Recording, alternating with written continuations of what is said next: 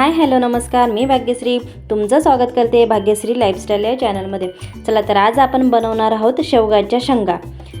तर बघा, शेवगाच्या शेंगा मी अशा कापून आणि त्यांची साल काढून घेतलेली आहे आणि स्वच्छ धुवून घेतलेल्या आहेत। तर एका गॅसवर कढई ठेवली, त्याच्यात पाणी टाकून आणि त्या शेंगा आपल्याला शिजवून घ्यायच्या आहेत। तर शिजवताना आपल्याला बघा 1 चमचा थोडंसं तेल टाकायचं आहे आणि मीठ टाकायचं आहे। तर चवीनुसार आपल्याला मीठ टाकून घ्यायचं आहे, म्हणजे शेंगा जेव्हा आपण भाजीमध्ये भाजी करतो तेव्हा त्या शेंगा टाकतात तर आपल्याला त्या शेंगा आणी लागत नाही। त्याच्यामुळे आपल्याला शेंगा शिजवतानाच आधीच मीठ घालून घ्यायचं आहे। तर छान मिक्स करून घ्यायचं आहे आणि त्याच्यावर आपल्याला झाकण ठेवून आणि 5 ते 7 मिनटं शेंगा अशा शिजवून घ्यायच्या आहेत। तर बघा 5 ते 6 मिनटं झालेले होते आणि शेंगा आपल्या छान शिजल्या होत्या। तर या पद्धतीने आपल्याला शेंगा शिजवून घ्यायच्या आहेत। तर बघा आपल्या शेंगा ह्या शिजलेल्या आहेत। तर आपल्याला शेंगा ह्या काळ्या मसाल्यामध्ये करायच्या आहेत। काळा मसाला आणि लाल तिखट दोघं मिक्स आपले जे बेसिक असतात त्याच्यामध्ये। तर त्याच्यासाठी आपल्याला जो मसाला तयार करायचा आहे त्या मसाल्यासाठी आपल्याला एक कांदा लागणार आहे। कांदा बारीक कापून घ्यायचा आहे। खोबरं, लसूण आणि कोथिंबीर आणि अद्रक हे सगळं लागणार आहे। तर त्याच्यासाठी मी कांदा कापून घेतला होता। गॅसवर तवा ठेवून आणि कांदा छान असा लाल होईपर्यंत असा परतून घेतला। तर चांगला छान असा परतून घ्यायचा आहे आपल्याला। तर बघा या पद्धतीने त्याच्यात आपल्याला लसूण वगैरे सुद्धा टाकायचं आहे, लसूण, खोबरं। तर या पद्धतीने सगळे टाकून आणि आपल्याला हे सगळं मिक्सरमधनं बारीक करून घ्यायचं आहे। तर हे चांगलं सोनेरी रंग येईपर्यंत, चांगले लाल होईपर्यंत कांदे आपल्याला छान असं भाजून घ्यायचे आहेत। तर त्याच्यात आपल्याला खोबरंसुद्धा टाकून घ्यायचं आहे, ते सुद्धा छान लाल परतून घ्यायचं आहे आपल्याला। तर या पद्धतीने छान असं परतून घ्यायचं आहे। तर बघा शेवगाच्या शेंगासुद्धा आपल्या आरोग्यासाठी खूप अशा फायदा आहे आरोग्यासाठी शेवगाच्या शेंगांचा। तर ते मी तुम्हाला पुढे सांगतेच। बघा तोपर्यंत आपल्या शेंगा इकडे शिजलेल्या होत्या, तर आपण त्या काढून घेतल्या आणि फोडणीची तयारी करून घेऊया। तर बघा एका कढईत तेल टाकलं आणि तेलामध्ये आपल्याला हा जो मसाला आहे तर तो आपल्याला छान बारीक करून घ्यायचा आहे। तर सगळ्यात आधी जिरं टाकले आणि नंतर तो आपला जो बारीक केलेला मसाला होता तर तो आपल्याला तेलामध्ये टाकायचा आहे आणि छान पद्धतीने असा परतून घ्यायचा आहे।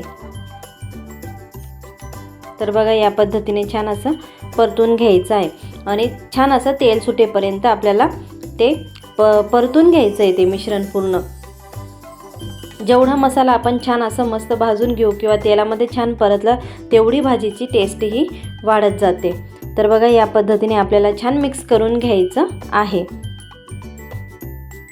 आणि कोथिंबीर टाकलेली त्याच्यामुळे मसाल्याचा छान हिरवा रंग आलेला आहे। तर आपल्याला बघा आता याच्यात असे बेसिक मसाले टाकून घ्यायचे आहेत। आपला घरचा काळा मसाला, लाल तिखट, हळद हे पूर्ण टाकून घ्यायचे आहेत आपल्याला।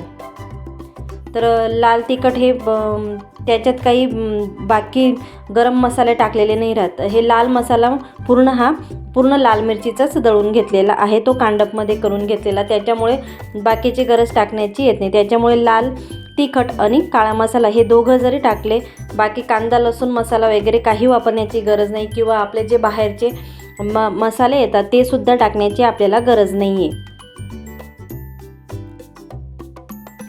तर बघा या पद्धतीने छान मिश्रण परतून घ्यायचं आहे आपल्याला आणि त्याच्यात थोडंसं पाणी घालून घ्यायचं आहे। पाणी घातल्यावर आपल्या ज्या उकडलेल्या शेंगा आहेत तर त्यासुद्धा आपल्याला त्याच्यात टाकून घ्यायच्या आहेत।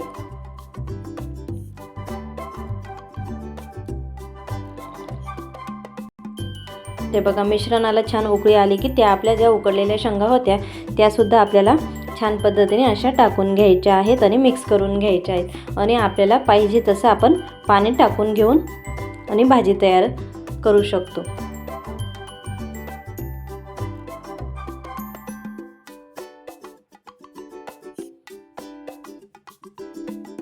हे बघा या पद्धतीने आपल्याला पाणी टाकून घ्यायचं आहे पुन्हा आणि 5 ते 7 मिनटं उकळी आणून घ्यायची। तर ही भाजी आपली लगेच तयार होते।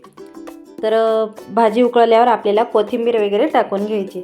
तर बघा शेवगांपासून आपल्याला calcium, iron, potassium, vitamin A, vitamin C भरपूर प्रमाणात भेटते. रोगप्रतिकारशक्ती वाढते, हाडे मजबूत होतात, पचन सुधारते आणि मधुमेहासाठी सुद्धा फायदेशीर आहे. आणि शेवगाच्या शेंगा ह्या डोळ्यांसाठी सुद्धा छान आहे. तर आपण नुसते शेवगाच्या शेंगा अशा नुसत्या शिजवून घेतल्या आणि ज्याचं ते सूप असतं ते जरी पिलं मीठ वगैरे टाकून तरी आपल्या आरोग्यासाठी खूप त्याचा फायदा आहे. तर बघा आपली भाजी ऑलमोस्ट तयार झालेली आहे. तर बघा या पद्धतीने छान कोथिंबीर वगैरे शेवटी टाकून घ्यायची. तर बघा या पद्धतीने आपली भाजी तयार झालेली. तर चला आजची रेसिपी पूर्ण पाहिल्याबद्दल धन्यवाद. रेसिपी तुम्हाला आवडली असेल तर लाईक करा, शेअर करा आणि चॅनल सबस्क्राईब नक्की करा. बेल आयकॉनसुद्धा दाबा म्हणजे नवीन येणारा व्हिडिओ तुमच्यापर्यंत नक्की पोहोचेल. चला भेटूया पुढच्या व्हिडिओमध्ये. तोपर्यंत तुमची काळजी घ्या. नवीन रेसिपी बनवत राहा. चला भेटूया. Tata, bye bye.